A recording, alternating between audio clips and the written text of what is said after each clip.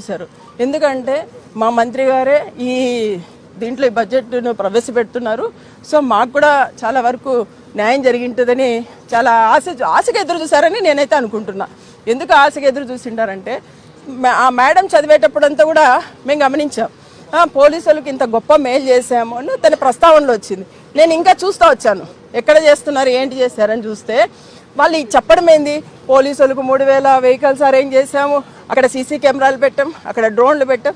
వాళ్ళకి వ్యక్తిగతంగా వాళ్ళకి లబ్ధి పొందాలి కానీ ఆర్థిక ప్రయోజనాలు అందాలా కానీ పోలీసులకు న్యాయం చేశామని ఇక్కడ చెప్పడం అనేది చాలా అంటే నేను ఎందుకు ఈ విషయం చెప్తున్నానంటే వాళ్ళకి ఇవ్వాల్సిన ఎక్కడా కూడా వాళ్ళకి రావాల్సిన బకాయిలు వాళ్ళకి అందట్లేదు. కాబట్టి వాటి మీద ఏదన్నా పోలీసులకు మనం మంచి చేశాము అంటే ఈరోజు వాళ్ళ పరిస్థితి చాలా దారుణంగా ఉంది. వాళ్ళ గురించి ఇంకొకసారి ఆలోచించి వాళ్ళకి రావాల్సిన బకాయిలు వాళ్ళకి అందించాలని హోంమంత్రి గారిని నేను కోరుకుంటున్నాను. ఈ విధంగా చూసుకుంటే పోతే ఈ బడ్జెట్ ఎవరికి